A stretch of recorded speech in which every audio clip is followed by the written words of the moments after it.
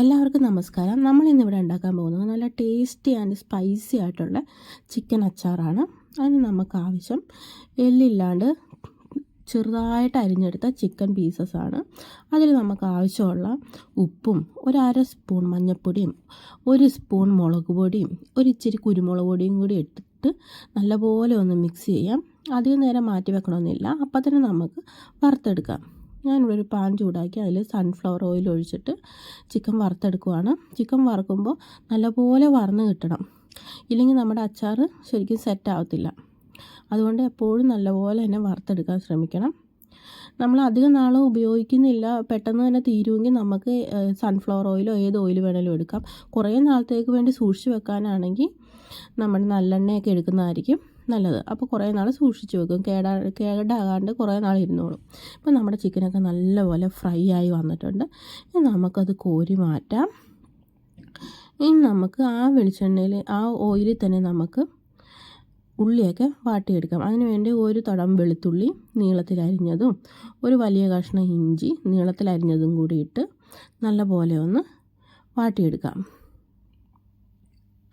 അത് നന്നായിട്ടൊന്ന് വാടി വരുമ്പോൾ അതിലുള്ള വെള്ളത്തിൻ്റെ അംശം എല്ലാം വറ്റിപ്പോണം. അത് കഴിയുമ്പോൾ നമുക്ക് കുറച്ച് പച്ചമുളകും പിന്നെ കുറച്ച് മസാലയും കൂടി ചേർത്ത് കൊടുക്കാം. അതിന് വേണ്ടി ഞാനിവിടെ ഒരു 4 സ്പൂൺ മുളക് പൊടിയാണ് എടുക്കുന്നത്. എന്നിട്ട് ആ മുളക് പൊടി ഒന്ന് നന്നായിട്ട് ഇളക്കി നല്ലപോലെ ഒന്ന് മൂപ്പിച്ചെടുക്കാം. നന്നായിട്ട് മൂക്കുമ്പോൾ നമ്മുടെ അച്ചാറിന് നല്ല കളറ് കിട്ടും. ഇപ്പോൾ മുളക് പൊടിയൊക്കെ നന്നായിട്ട് മൂത്ത് വന്നിട്ടുണ്ട്. ഇനി നമുക്ക് അതിനകത്തോട്ട് ഒരു 1/2 കപ്പ് വിനാഗിരി ഒഴിച്ച് കൊടുക്കാം. അത് എല്ലാവരുടെയും പുളിക്ക് എന്തോരം വേണമെന്നനുസരിച്ചിട്ട് ഇട്ട് കൊടുത്താൽ മതി. ആവശ്യത്തിന് ഉപ്പും കൂടി ഇടാം. പിന്നെ നമുക്ക് അച്ചാറിൻ്റെ ചാറിന് വേണ്ടി 1 കപ്പ് നല്ല തിളപ്പിച്ച വെള്ളമാണ് ഒഴിക്കുന്നത്. പച്ചവെള്ളം ഒരിക്കലും അച്ചാറിൽ ഇടരുത്, അച്ചാർ പെട്ടെന്ന് കേടായി പോകും. പിന്നെ ഒരു 1/2 സ്പൂൺ ഉലുവാപ്പൊടിയും 1 സ്പൂൺ കായപ്പൊടിയും കൂടി ചേർത്ത് ഇളക്കി ഒന്ന് തിളച്ച് വരുമ്പോൾ നമുക്ക് നമ്മുടെ വറുത്ത് വെച്ചിരിക്കുന്ന ചിക്കൻ കഷ്ണങ്ങൾ ഇട്ട് കൊടുക്കാം. ഇനി അധികം നേരം അടുപ്പത്ത് വെക്കണമെന്നില്ല, നമുക്ക് ഒന്ന് ഇളക്കി കഴിയുമ്പോഴത്തേക്കും തന്നെ തീ ഓഫ് ചെയ്യാം. ഇനി ചൂടാറി കഴിയുമ്പോൾ നമുക്ക് കുപ്പിയിലേക്ക് പകർത്താവുന്നതാണ്.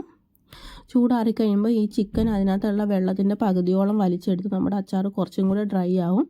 അതുകൊണ്ട് നമ്മൾ വെള്ളം ഒഴിക്കുമ്പോൾ നമുക്ക് എന്തോരം ചാറ് വേണം അതിനേക്കാളും കുറച്ചും കൂടെ കൂടുതൽ ഒഴിക്കണം, എന്നാലാണ് നമുക്ക് ആവശ്യത്തിന് ഗ്രേവി ഉണ്ടാവുകയുള്ളൂ. നമുക്ക് അത് ആറാൻ വേണ്ടി വെയിറ്റ് ചെയ്യാം.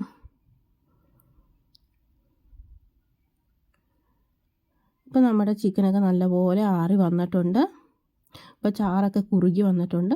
ഇനി നമുക്കതൊരു കുപ്പിയിലേക്ക് മാറ്റാം. ഇത് നല്ല ടേസ്റ്റി ആയിട്ടുള്ള അച്ചാറാണ്. എല്ലാവരും ട്രൈ ചെയ്യണം. ഇഷ്ടമായെങ്കിൽ സബ്സ്ക്രൈബ് ചെയ്യണം, ലൈക്ക് ചെയ്യണം.